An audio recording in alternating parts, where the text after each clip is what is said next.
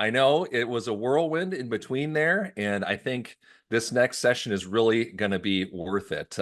We're just talking with Jill here how they have some students, parents, alum, staff, really to bring this session on home here. So I'll just go ahead as people are getting in. I know we've got the full hour, which is great, and I don't want to take up too much time of that. So I'll just go ahead and introduce the Clark Street Community School for Middleton Cross Plains Area School District. Does it go by MCPASD?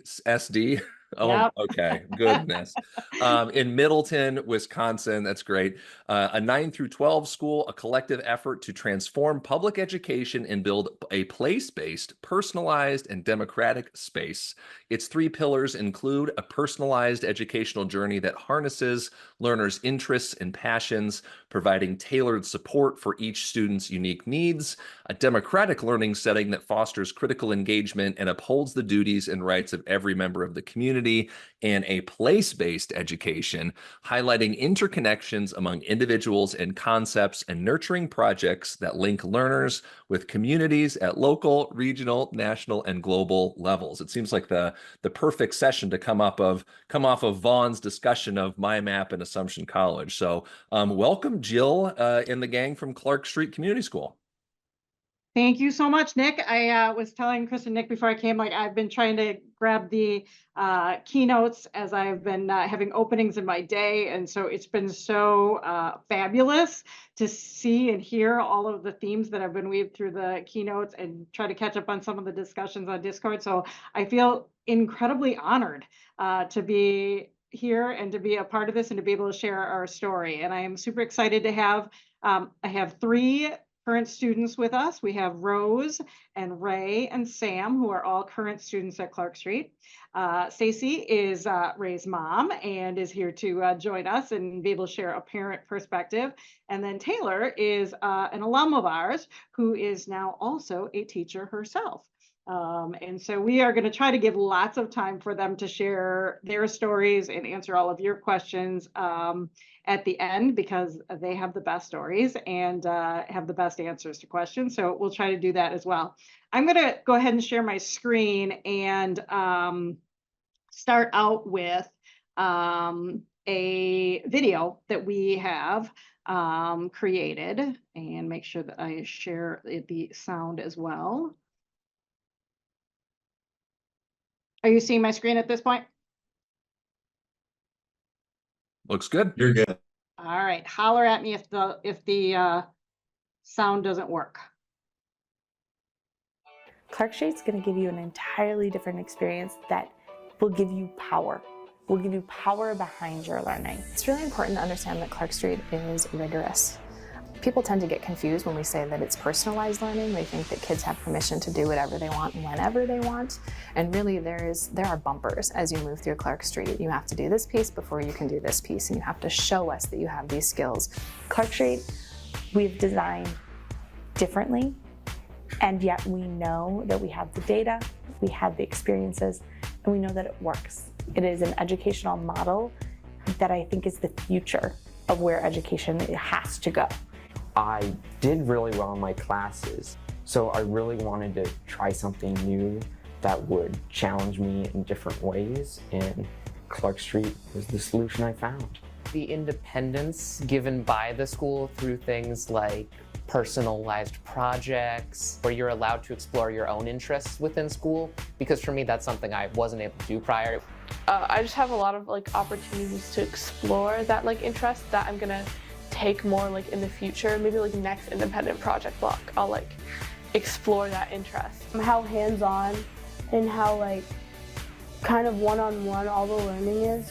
Interdisciplinary and thematic instruction is for students to be able to connect the dots of why we learn what we're learning. One of the highlights of teaching here is to be able to do projects that involve community partners. I think it really not only gives us opportunities to bring in experts, but it also gives us an opportunity to go out and see things firsthand. When I teach about biology and disease spread, epidemiology, I'm working with the Department of Public Health. They came in and talked to us about what did they do with COVID. They need to be able to walk away with the skill of how do I go access the information when I see the opportunity? The Clark Street Community School helped my daughter prepare for post-secondary education through just becoming an advocate for her own education. The mastery transcript really set me up for being like standing out in admissions and having like questions coming my way and really sticking out among the crowd of students that apply. A huge part of the college application process, and that like once I sat down and looked at doing, you know, like my personal essay and like being able to talk about myself, I'd already been doing and practicing that through my POLs for like, you know, years now. Clark Street gave me communication skills and like soft skills that I don't think I was picking up anywhere else. It's really, really important to just be able to hop in and talk to anybody. And I feel like I gained that confidence being in a school where I was in, you know, mixed grades and talking to adults all the time and having to ask for what I need. It teaches you like a way of thinking about other people too. We have a really strong community here, and I think that community is not just about supporting each other on a social level, but it's also a really strong academic community where students are challenging each other, supporting each other in order to be better learners. Clark Street is personal in a way that helps you to become the best student that you can be, and also gives you the freedom to learn how to do that in a safe space. We're not good with just good enough. We want to push you the entire time you're with us. The legacy model that we live is not going to serve students moving forward, but what will stick around is community and connection, teaching critical thinking, helping students understand their emotions and being able to interact with each other. And that's what we value here, and we connect that to learning. So I think the future of education right now is happening at Clark Street.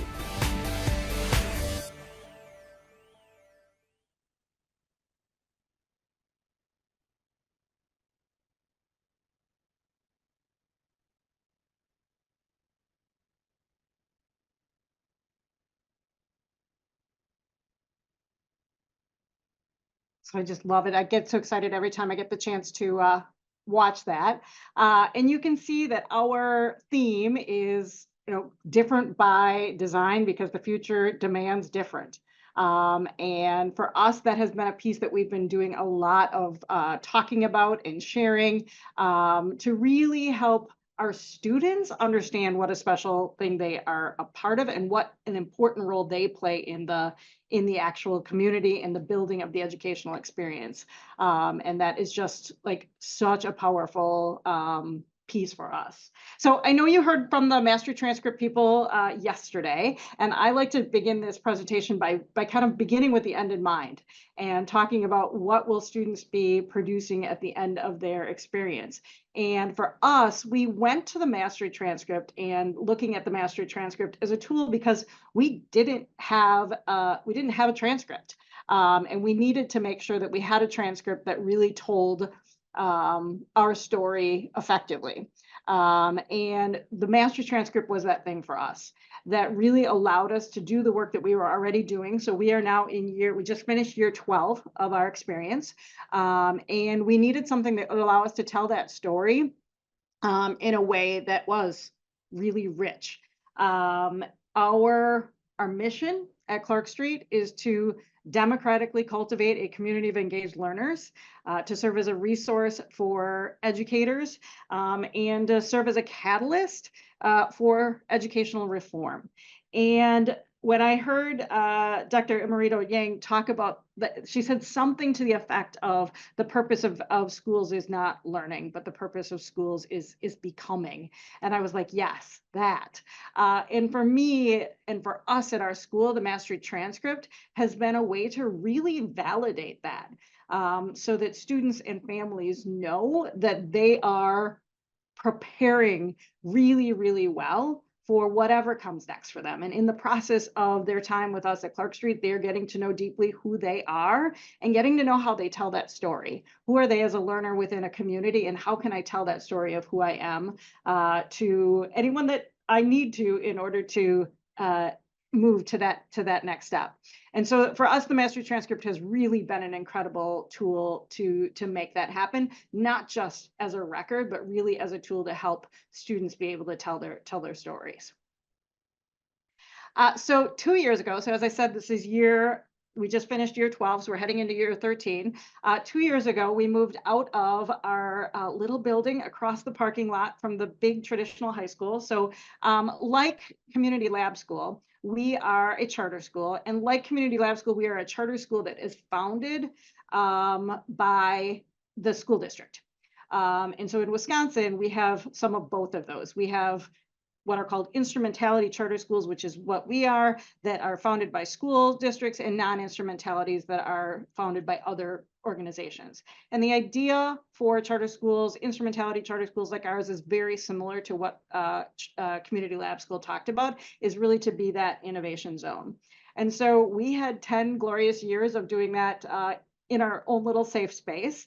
And then while COVID was going on, the district was rebuilding a beautiful new high school building.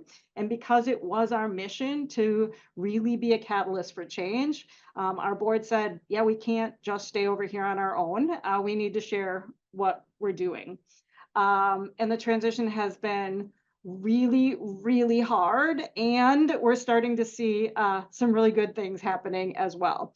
But as you can imagine, and any of you that are living in this world know how challenging it is to be different as a teenager, how challenging it is to be different within traditional settings. The Middleton Cross Plains Area School District is one of the top school districts in the state. It is very traditional, it is very individualistic, it is very competitive. And so we are kind of everything different from that.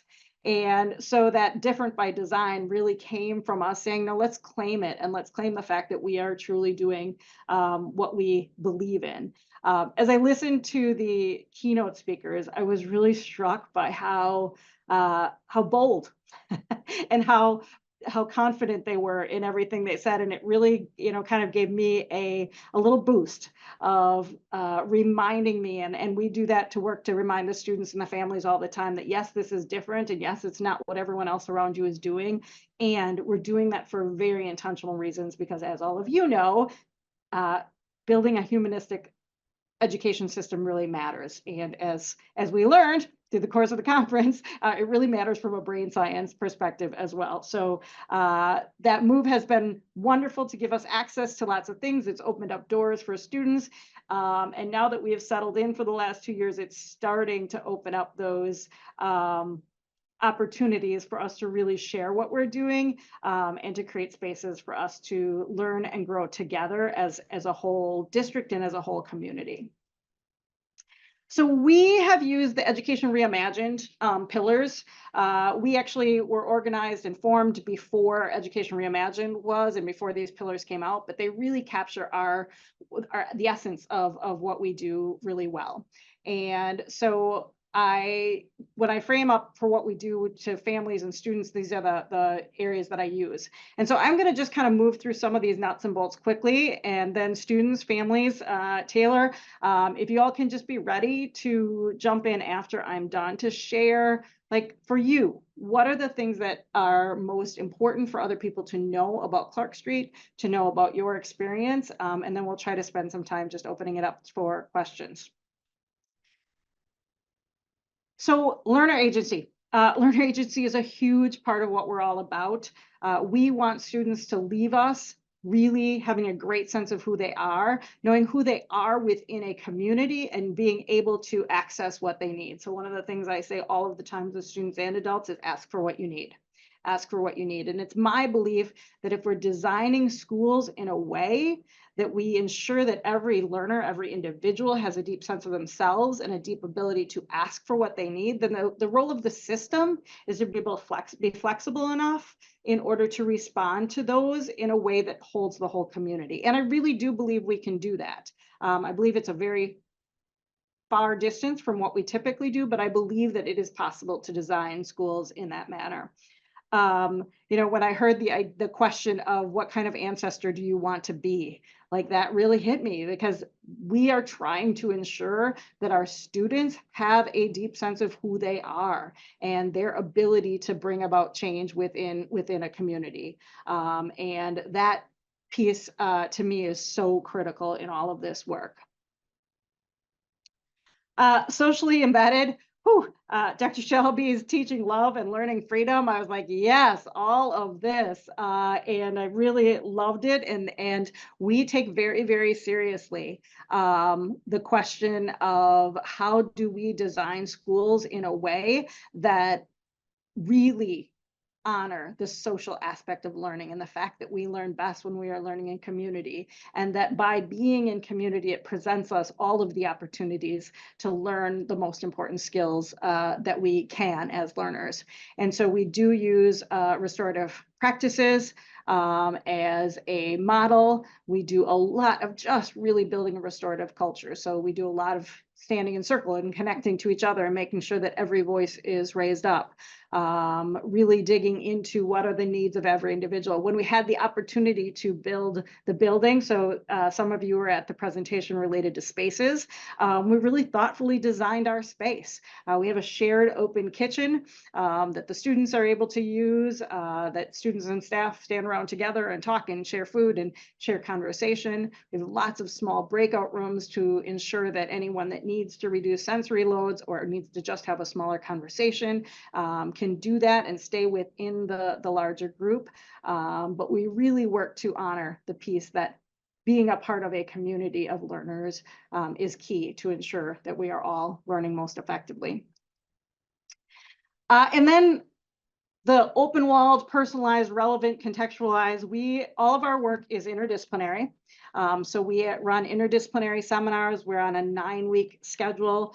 So 4 times a year, students are in a 9-week long seminar. They're in 3 interdisciplinary seminars a day.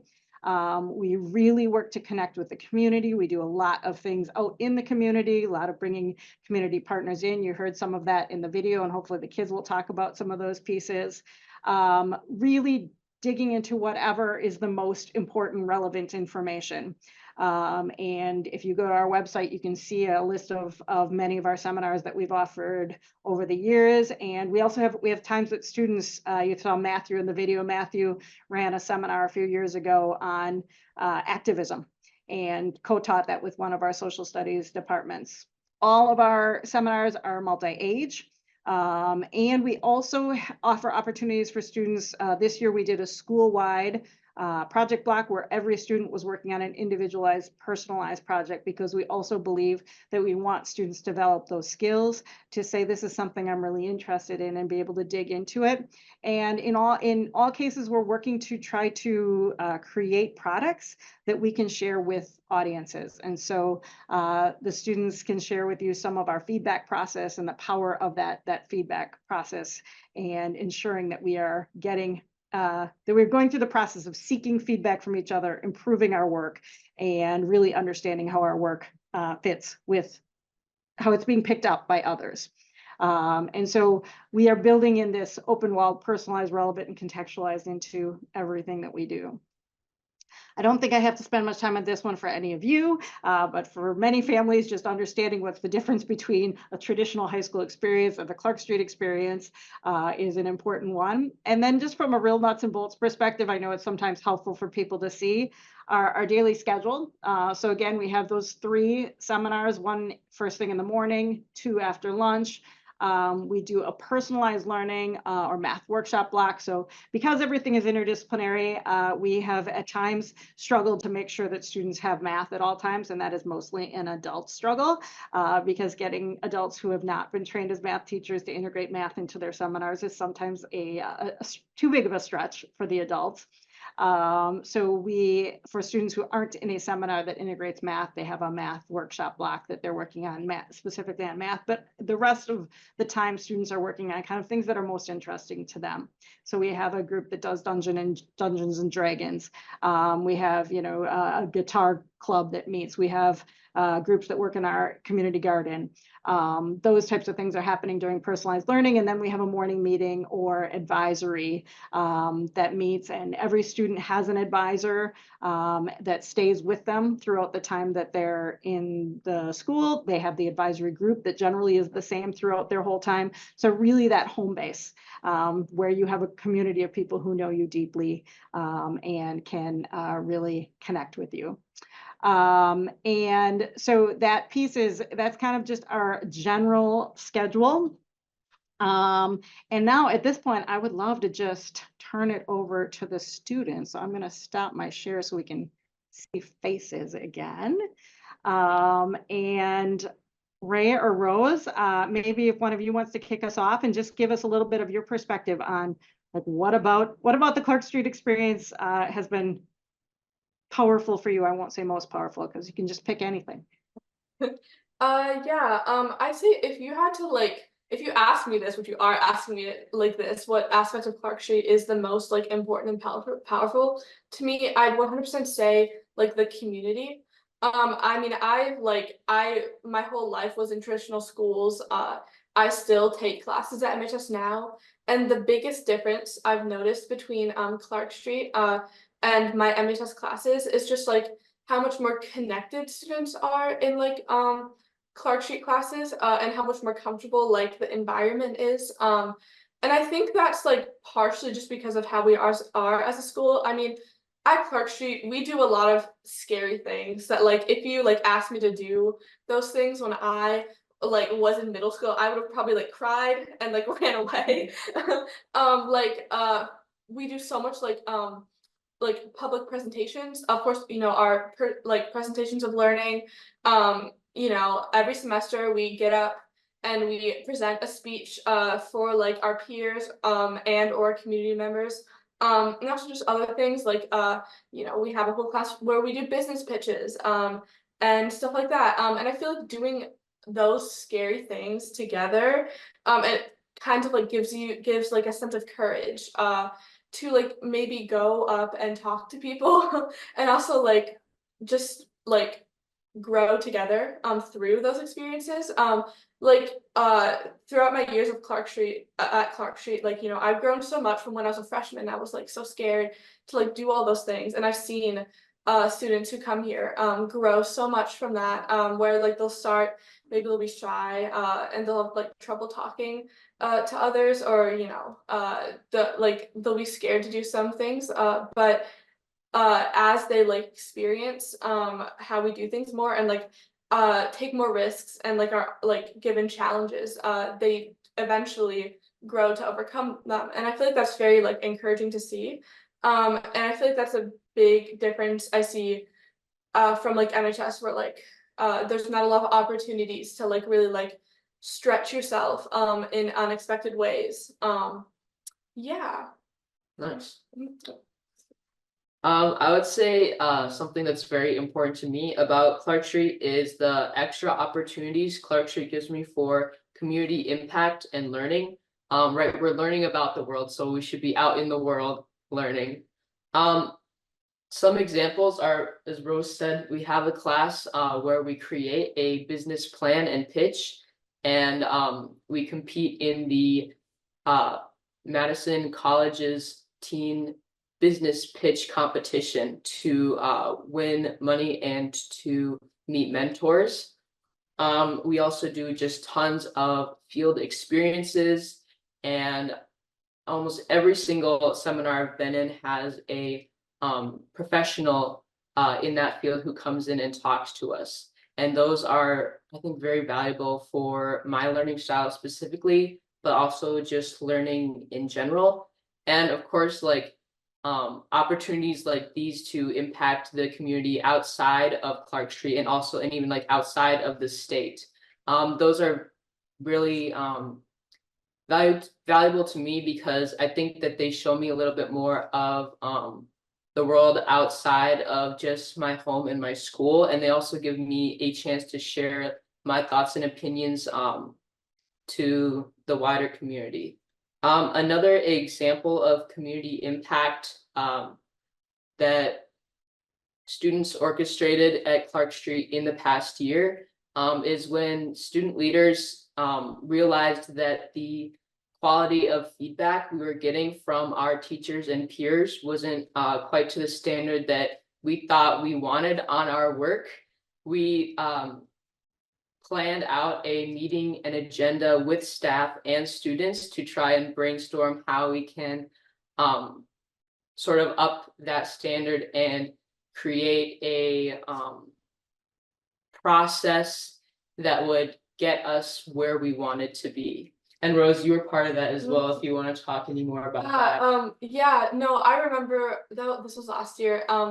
It's literally started from a group of kids in my advisory. We were complaining about how we were having trouble getting peer feedback and like teacher feedback on like our writing and projects that really went in depth. And we were talking about how we like remembered in like our freshman year, well, some of us were seniors, some of us were juniors, like how we had experienced more consistently like in-depth feedback, and that we had a lot more solid and more like strict of a feedback like process. And so we talked to I think Heather first, and then we decided to talk to one of our retired teachers, Vicky, who we all love, and who we all consistently rave about her feedback about what we should do. And she said that we should like talk to the teachers about it and other students on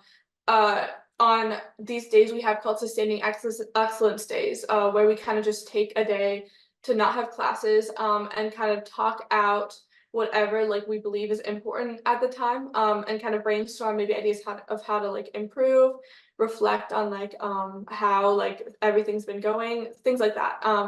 And so we held a circle, which is another key part of Clark Street. If you don't know what a circle is, it's just like you know, you sit in a circle as the name implies, and you go by each person answering like a question. It's pretty simple.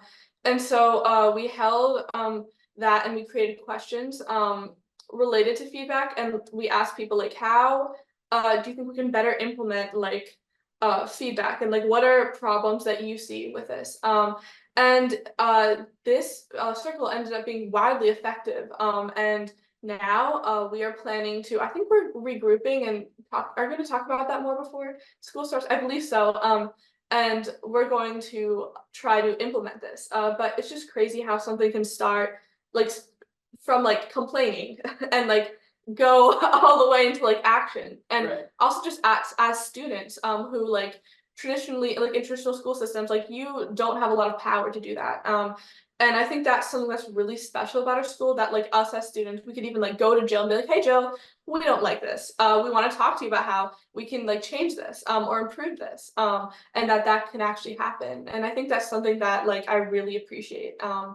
And that's like pretty awesome. I think that, yeah, this scenario was a really just good way to showcase sort of the community at Clark Street, but also the community like learners that we have, because students feel comfortable not only to point out what they don't like or was not working for them in the community, but also we have the connections with the staff and with our teachers that we're willing to ask them to change, or we're willing to ask them what they need to change. We're not just going to say, oh, well, I don't like the way this teacher does this, so I'm not going to participate in their class, or let's complain about it together. We want to invite our staff into the space because, you know, they're part of our community, and they're also the learners in this community as well as us.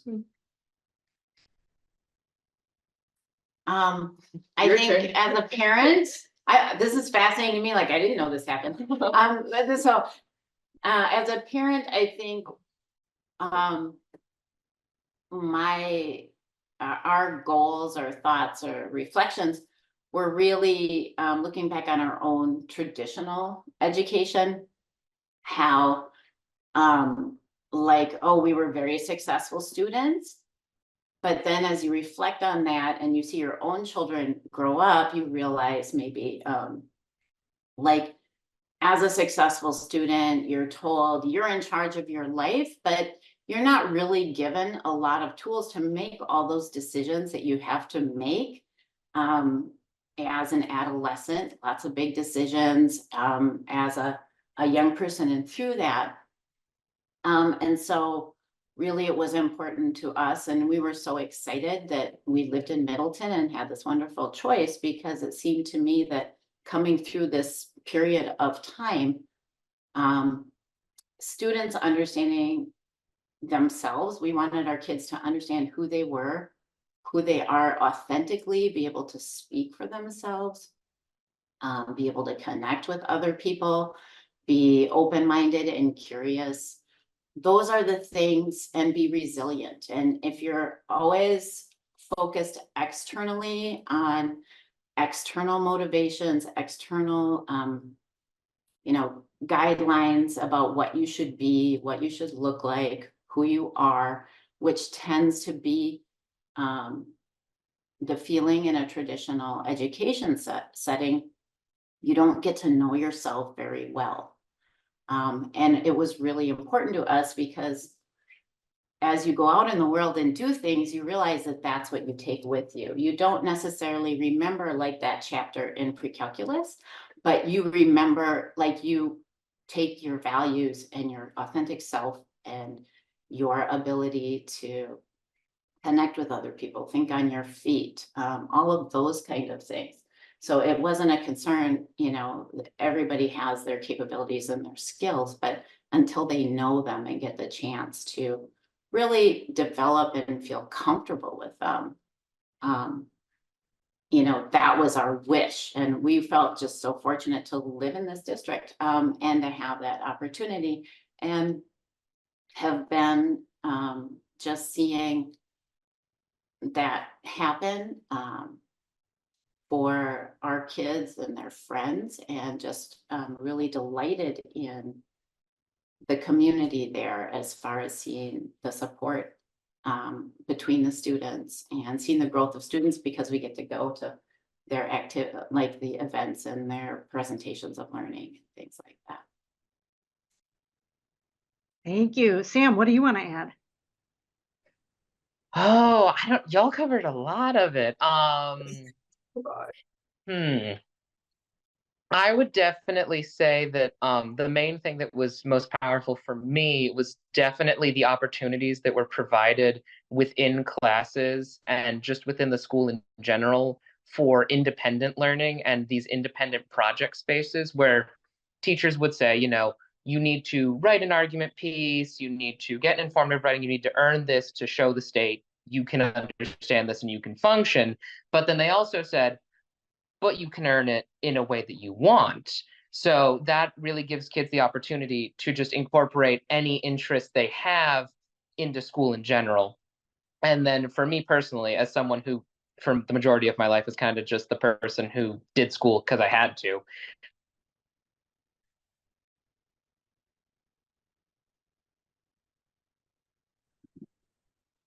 Did we lose Sam's audio, or is that just me?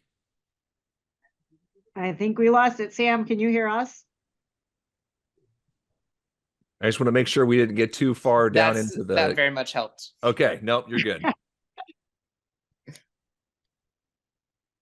Yeah. You were in the middle of saying something about being a student who just did school because you had to.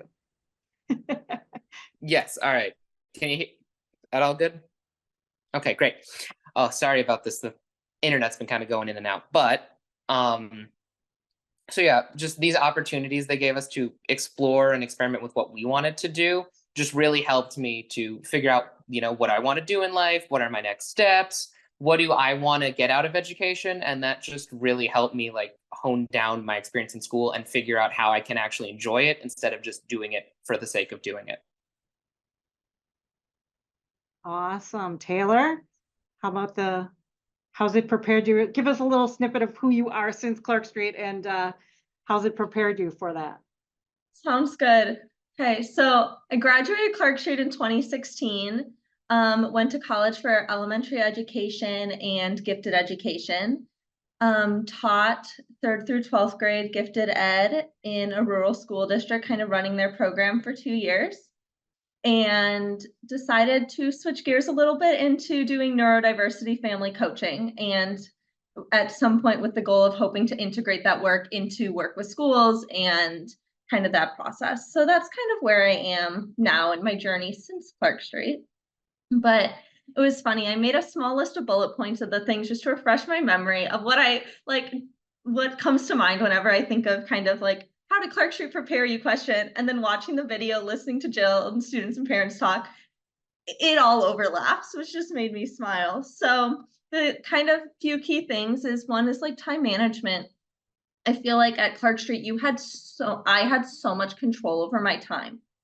And so that transition to college, I felt like I had more structure in college rather than less, which was not the same for many of my peers. So as peers were trying to navigate, there is so much free time. What do? I like have to navigate a new campus, a new place, new friends, and more free time. I was like, I have less free time than I did in high school. Like, I know how to manage my time in this way. I know what to do with open time. Second was asking for help, which I know people have talked about, but like really leaving Clark Street, seeing asking for help as a strength rather than as a weakness. And that willingness, whether in college and a job, to say, I'm not understanding, can you help me understand? Or reaching out to any of the resources around for extra support and seeing that truly as a strength and seeing that they're there for that rather than seeing it as a weakness or something that means something's wrong, made a huge difference. And also people talked about that self-advocacy piece and that willingness to sit there. I know I have one story I've told countless times in sessions like this, but I had religion 101 and I am not a philosophy brain. It does not click. And I sat in my professor's office for 2 hours saying, nope, I still don't get it.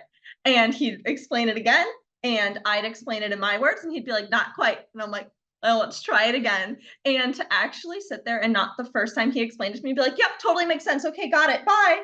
And run away, like, was a huge growth piece for me and really helped me succeed in that class and give me that experience to use those skills elsewhere. The other couple things that stick out is knowing how I learn and how to find information and knowing what works for me, what resources work for me, knowing that if I don't know something, knowing I know how to find it, or if I don't know how to find it, I know who to call to figure out how to find it. And having that process was really, really helpful. Leaving high school, knowing what I liked. I spent a lot of my senior year in elementary classrooms and because I wanted to be a teacher since 3rd grade. So I was like, do I actually want to do this? And I was able to spend tons of my senior year in different classrooms in different schools and experience different teachers, different teaching styles, different classroom styles, and see what I liked and what worked for me and what didn't. And truly leaving school knowing what I was passionate about as an 18-year-old was really useful. And as much as those passions have grown, shifted, and changed as I have grown, like, it was still made such a difference. The feedback cycle people have talked about too, like that asking for help, that's always one of my key things I come back to is that willingness to get that constructive feedback and knowing what constructive feedback sounds like for how to give that to people and being able to sit in that space and knowing that you can always improve something. And that I was a perfectionistic kid coming into Clark Street.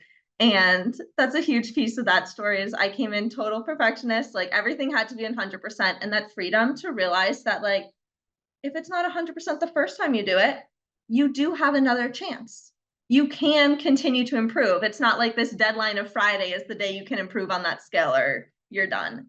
And so all of those pieces, knowing the why of what you're doing at Clark Street, knowing that you get to advocate for what you need, you get to share what's not working for you, you get to be heard, and having that space developed, which having taught for 2 years, I'm like, how did you create a space where students stepped into this type of a community where like everyone felt safe enough to be in that and safe enough to, as a high schooler, not having that experience of asking for what you need in school, being rewarded all throughout to create that in high school was just an amazing experience for me as a student and has made a huge difference. Thank you all. So I would love to just open it up to questions at this point. Josh. I can moderate here. Okay, you Great, got it. great. Josh, Yeah, go you ahead. got it. Go ahead, Yep, Nick. you're good. No, Josh, you got this. Taylor, loved what you had to say. I would love to, as I noted in the chat, I would love for you to go a little bit deeper on how this cycle of feedback, the culture of feedback actually works. Like, I was a teacher for a very long time, and then I went to work retail, technology retail for Apple. And one of the major parts of Apple's culture is this culture of feedback. So, you know, positive generic, negative generic, positive specific, negative specific. It's very difficult to implement, very difficult for a large group of people to take on. So, you know, a culture of feedback. So I'd love to know more about the details of that and your perspective on it. I'll speak to my experience having graduated in 2016 and let the students explain how it's grown and evolved since then. Awesome. But we spent a lot of time working on how to word things kindly and like what to say to be specific, and that something was like helpful, and that you can say, look at something and be like, I would do it this way, and explain why, and then let the other person receive that. And if they decide to take it, they decide to take it. And if they decide that that doesn't fit with them, then that doesn't fit.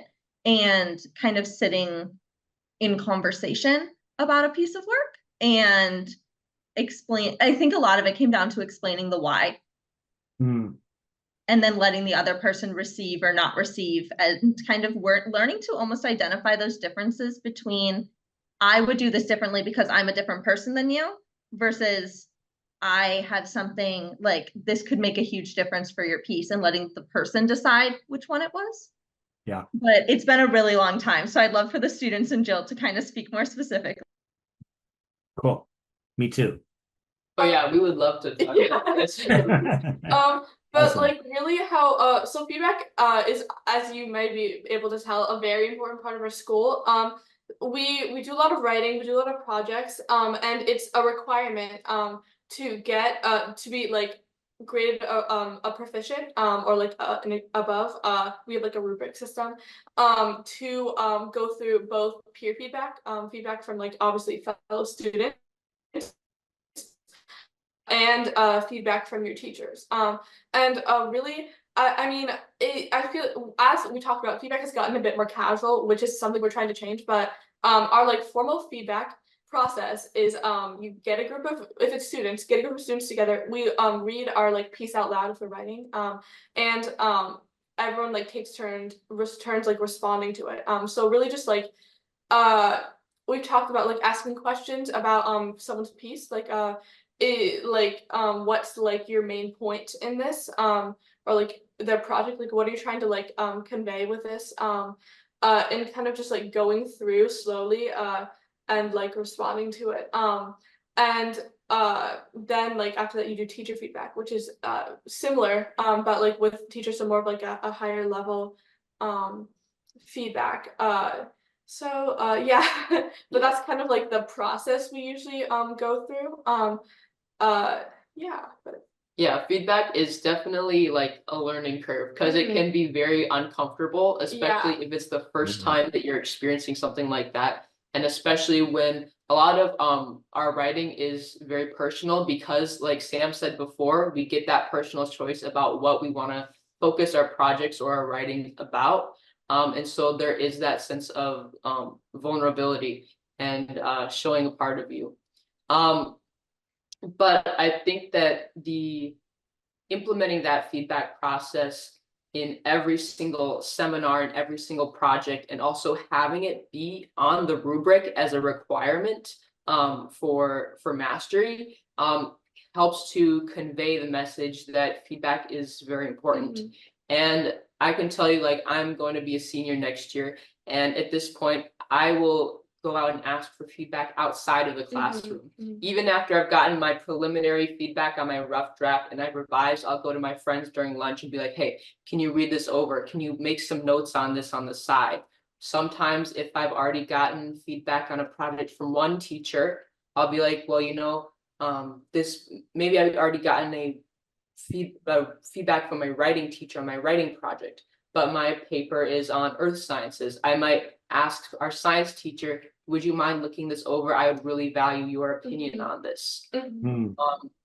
Yeah, I think that one of the biggest things that I'm going to take away from Clark Street when I graduate is how much I value feedback, and the ability to ask for it, and to know what is constructive, and to know that it will make my work better. Yeah. I would just love to raise up a couple things in what they said. First, there is a structure, right, that creates the boundaries within which students know this is something they have to do. So I think sometimes people get like we had to figure out where the right level of structure was, because we were so in Taylor's days, you can hear there was a ton of freedom, and a kid like Taylor thrived in that once she figured it out. Some students did not. And so creating a system that ensured that we had the guardrails to make sure that students were, engaging in the work. But I think the two other pieces, one, this is definitely something that I don't think we would have anywhere near the richness of experience if it weren't for the fact that we worked so hard on creating the youth culture around engagement and around power, so much so that they are the ones raising it up, which leads to the third one. We are now in that point in our experience where we're turning over staff, and training staff up in our way of doing things. We all bring our own stuff to it, and this is so countercultural from what virtually everyone knows, that's part of what's happening, is that the students are having to say, this is what we expect out of our experience, and we are happy to help you, work with you to help improve this experience. So just wanted to kind of raise some of those pieces that were in there. Thank you. Appreciate it. That's awesome. I'm going to shout out Natasha here. She's just got a question I wanted to ask from the chat. So she wants to know, can you speak more on how time and project management skills were learned and taught and practiced by students? So perhaps we can just get a holistic sense of how those skills were used by you guys. I think this can really be, you can see an example of this in recently last year, we did a thing called Project Block, which was a whole class that everyone took, where it was basically just do whatever you want. Every student was assigned the task to create an independent project, and we just had free time to do whatever you want. And we had one each semester last year. I definitely struggled a lot with time management the first time around. I mean, I am not a super independent, I struggle with being an independent learner. I just don't have a lot of natural time management skills. I think I just went through a ton of trial and error the first time. So the first time I ended up rushing my work towards the end. I didn't have the best product. Because I spent too much time researching instead of actually getting my final product done. And then the second time around, I had to make a new project for the second project block. And I really took a bunch of those failures I had, and use that to kind of try something, try doing things differently the next time. And I made a schedule for myself, and though I still struggled and sometimes didn't stick to that more strict schedule of I'm gonna get this done, then this done, and this done, and giving myself a time limit for how long I would research, I found myself having a much better product in the end, because I used kind of my failures that past term to improve my time management skills and kind of do things better the next time. Right. I think that trial and error and learning from our failures is definitely a big part of Clark Street. But also, as far as time management goes, a lot of these skills can also be modeled in our seminars, which are definitely more have more structure than something like Project Block. A lot of times our bigger projects, of course, will be broken down. So we'll have, brainstorming phases, outlining, planning, drafts, feedback, spaced out in a way that we can make it more manageable. But we also have a lot of work time in class that is that we make sure that our instructors make sure that we have time for, so that we don't have to squeeze it in after school or into our busy schedules. We've also been doing more 20-minute work sprints in class to sort of model a different way of like timing and organizing your time, or organizing your work time. And those have been very helpful for me and also helpful for other students. Going off of that, one thing I would say is having the space to fail at time management and have it be a learning experience rather than a punishing experience that you can lean into rather than pull away from is huge for time management learning too. And just that, like, you make a mistake on time management and it's like, oh, like, what happened? Like, what do you need? What works for your brain? What doesn't? And let's try that and see if this, like, what helps you, rather than you didn't do it and kind of that shame coming into it. Removing that external shame made a huge difference. Anybody else on this one, or do you think we're good to go to Pam's question? It's hard because the conversation's rolling and we have about 9 more minutes. So maybe we can get through these last couple. Go ahead, Pam. All right. Thank you. Thank you, Nick and Chris. And thank you to this team for being here today. Student voices always inform the conversation differently than the adult voices do. And I appreciate that. One question I have is that I think in my ideal world that classrooms and schools that really flatten the hierarchy between students and teachers and students really is, for me, the space that I would love to see more schools attempt to occupy. And so when you think about feedback loop, I think about the loop as being not just feedback that you're getting as a student, but also the opportunities, and I'm not talking about surveys, the opportunities and the safety to be able to share feedback with your teachers in more of a peer-to-peer relationship, and wondering how that might be occurring or not, and what your exploration of feedback in a more transactional, flattened way is between teachers and students in your school.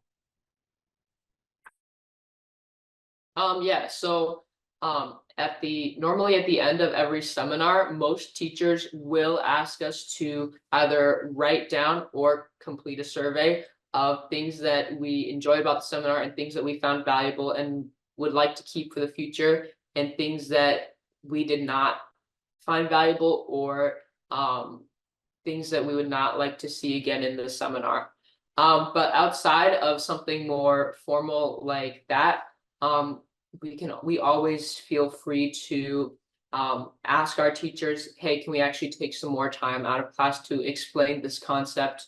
Or that's a really bad slide format. Please move these pictures.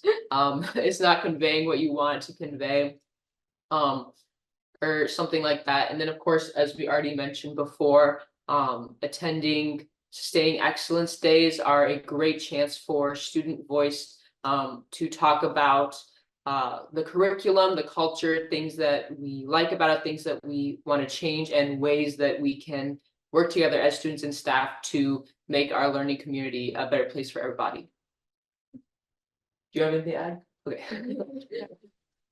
How do teachers message you that they welcome you being able to give feedback on something like, these slides don't work for me, or when you said this, I was offended by it, or those kinds of things? How do teachers get that message to you that it's okay?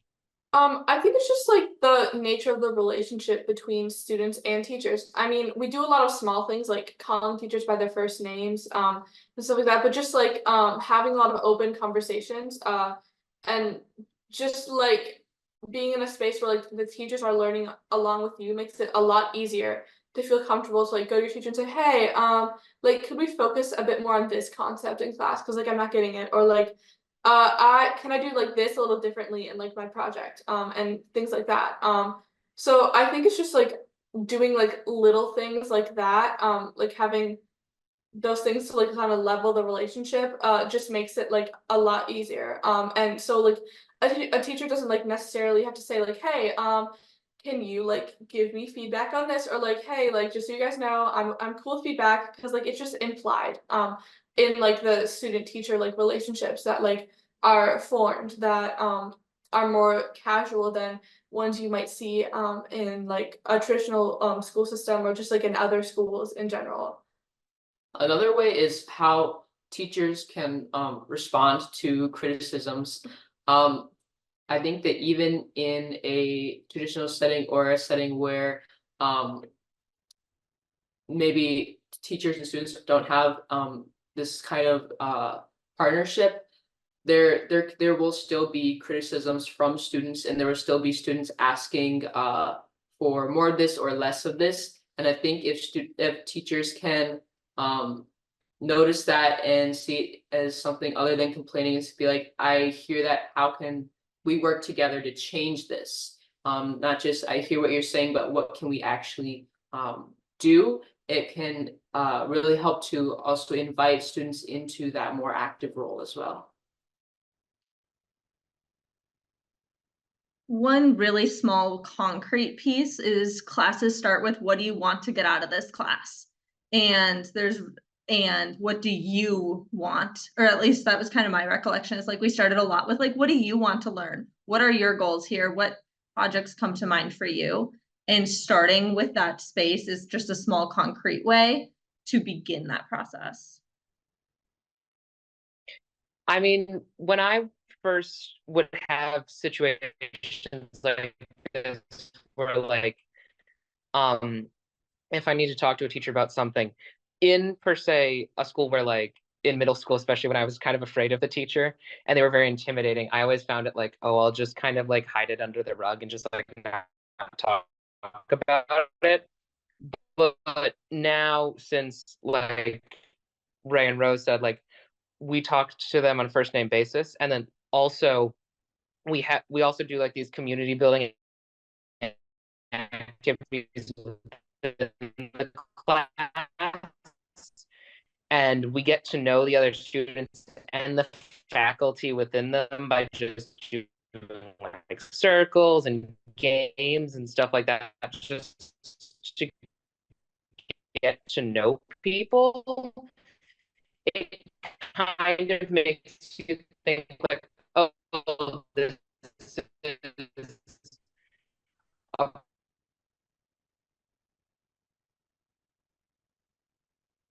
person who I can talk to. It's not just like someone who's here.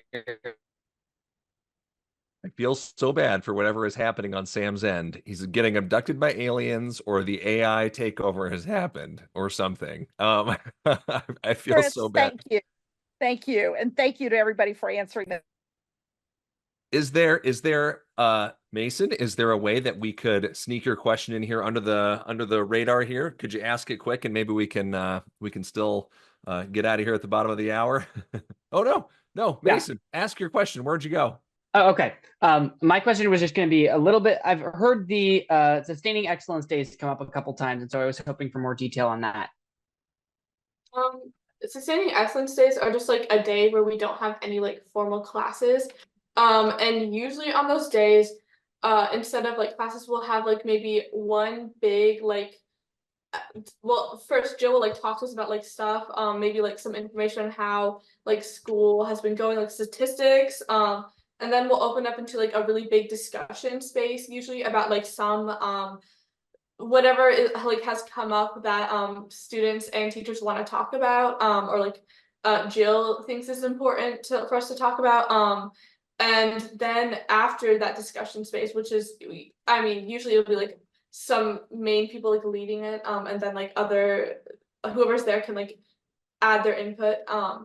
We'll move into like maybe smaller breakout spaces with like smaller discussions if people like choose to participate in those. So it's kind of just like, I don't know, a space to like kind of reflect on the past like quarter or term or whatever, or like how classes have been going, or like issues or like areas of improvement that people are noticing. Right. So it's like Rose said, there's no formal classes for the day, and it is technically optional for students to attend. But just to elaborate on some things that Rose said, The day generally starts with an opening meeting led by Jill, where we review some statistics specifically about student engagement and literacy in Clark Street compared to other schools in our district. And we'll look at and as well as compared to statistics in the past, so that we can sort of try and identify problems with both our curriculum and the community. And then afterward, yeah, there'll be a lot of like breakout spaces with different meetings, depending on like the needs of the moment. Some of those will be meetings between staff and students about like changing certain things in the curriculum or changing certain things in the community. Others might be instructional spaces, like if there's a group of students who's really interested in learning about maybe personal finance or another topic that there's not already a space for in Clark Street. And then other than that, there's also almost always a space for students just to work independently on their projects or on classwork that is due or something like that. But if you're not participating in the Sustaining Excellence Day, the expectation is that you are doing some other learning outside in the community. So whether that is picking up trash or going to museum, or supporting your own needs by maybe like having a rest day or going on a walk outside or something like that. I love it. For the interest of time, there might be more to say about that. I know that Jill is in the Discord, so perhaps she can help channel your things. We can send y'all invites so you can join in the virtual conversation if you feel so inclined. That's just to say thank you so much to the Clark Street Community School. Thank you. I'm just going on my Zoom here. Thank you, Stacy, Rose, and Ray. Thank you, Taylor. Thank you, Jill. Thank you all so much for joining us here. For people in the conference, we'll actually be back in this space here in about 10 minutes at 45 with Mel and with Josh, our What Schools Could Be hosts here, where they'll have a panel of their own. So thank you all so much. We'll see Jill in the Discord. Maybe we'll see the rest of you, and we'll see everybody else for the What Schools Could Be panel here in just a few minutes. Take care. Bye, y'all.